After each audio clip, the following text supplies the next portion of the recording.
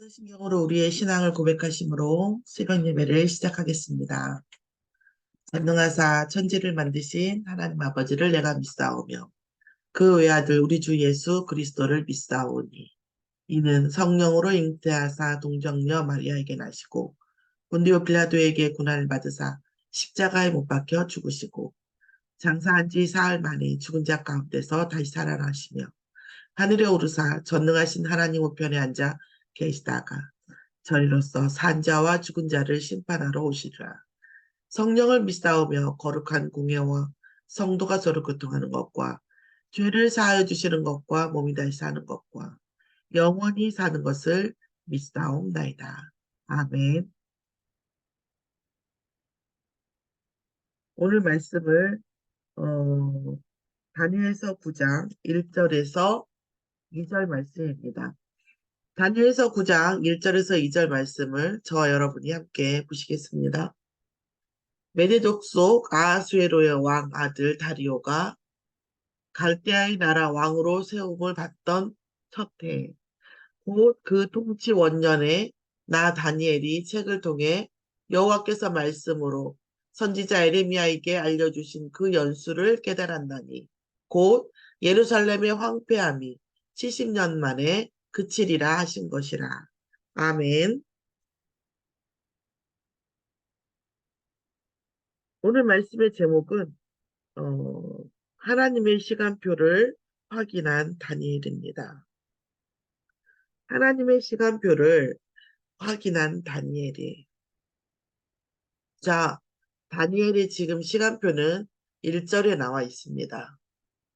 메대 족속 아하수르의 아들 다리오가 갈대아 나라의 왕으로 세움을 받던 첫해. 갈대아가 어디예요? 어, 아브라함에게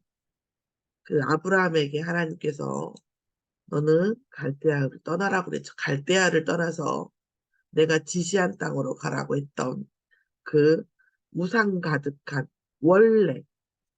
원래라는 건 없나요? 그 아주 옛날부터 우상이 가득해서 아브라함으로 하여금 갈대아우스를 떠나 그 갈대아잖아요. 그 갈대아라고 하는 나라의 왕으로 세워졌어요. 메대 족속이면 그 언약과 상관없는 족속이잖아요. 자, 그 족속의 아수르에로의 왕도 대단했는데 또 뭐예요? 그의 아들 다리오가 그 나라를 받았어요. 이 다리오도 악명이 높으니까 제국주의자고 물론 그래서 그 큰 나라가 작은 나라를 정복하는 것에 대한 가치관이 투철했던 그런 왕이고 그리고 잔혹하기는 아버지 못지않은 그런 왕입니다. 그러니까 지금 바빌론에서 이 시간표가 점점 어떻게 되죠? 끝이 보이지 않는 상황인 거예요. 악한 왕이 죽었는데 그의 아들을 통해서 더 굳건하게 그 나라가 이 더욱 악한 이 왕 속에 있는 거예요. 그래서 이 왕이 했을 때에 그러니까 지금 뭐예요? 이스라엘 입장에서 봤을 때에 점점 더 어떤 희망이 요원해지는 그런 상태입니다. 그 상태에 그 첫 해 그때 고통치 원년에 다니엘은 어디서 책을 통해 말씀을 통해서 누구의 말씀을 통해서 선지자의 말씀을 통해서 뭐예요? 여호와의 말씀에 대한 그 언약을 보게 되는 거예요.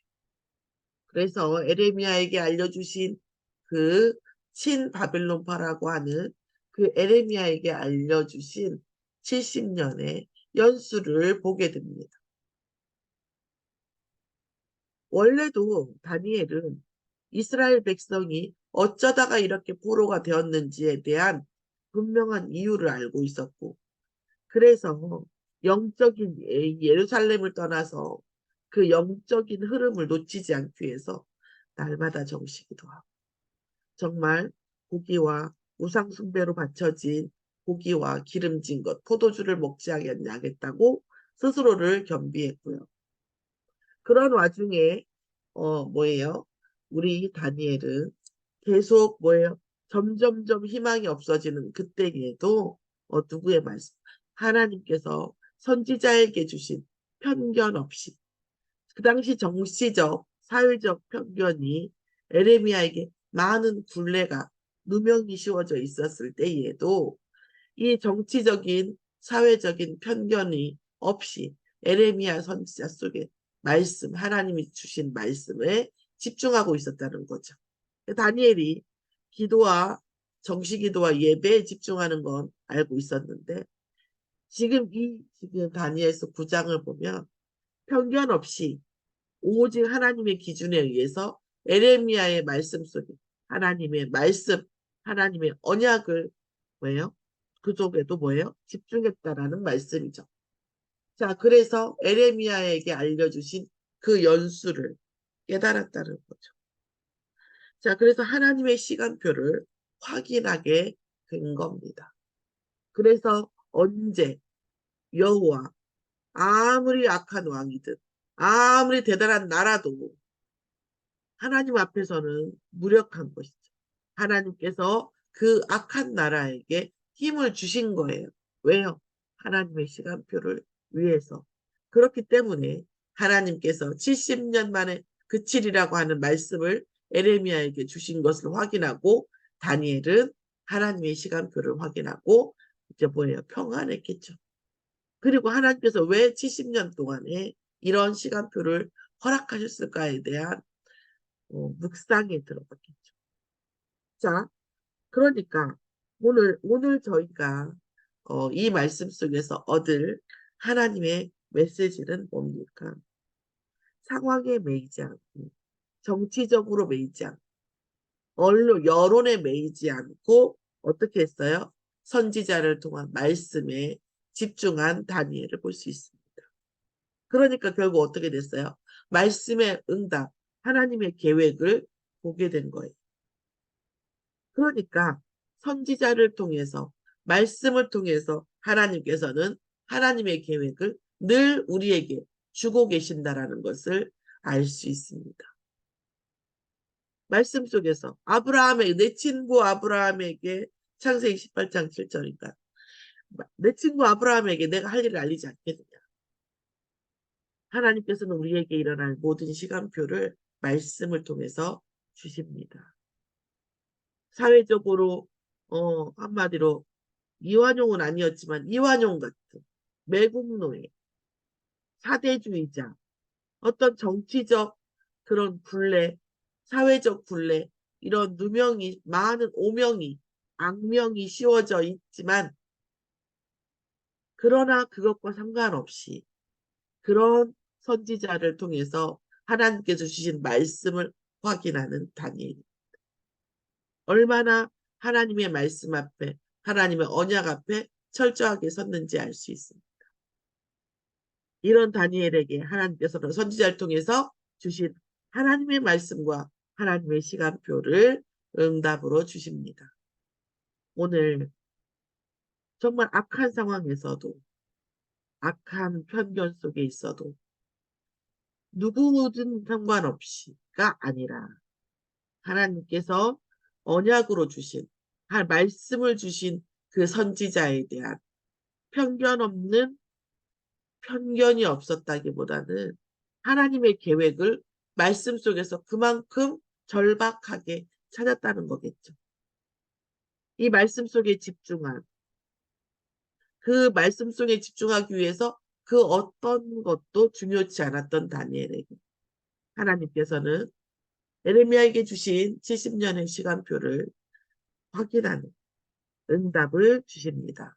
우리가 어떤 상황 속에 있을지라도 우리가 어떠한 이 사회적 통념에 있을지라도 그 하나님의 말씀을 속에 집중하고 하나님과의 소통 예배 속에서 집중하고 기도 속에서 집중하는 저와 여러분에게 하나님께서는 시대를 넘어서는 하나님의 시간표를 하나님의 언약을 저희에게 확인할 수 있는 응답을 주실 줄 믿습니다. 오늘 우리에게 주시는 하나님의 언약은 무엇입니까? 하나님의 시간표는 무엇입니까? 오늘은 결국 미래하고 연결되어 있는 오늘 나의 무엇을 통해서 미래의 언약을 이루실지 질문하는 저와 여러분의 오늘이 되어지기를 예수의 이름으로 축원합니다. 하나님 감사합니다.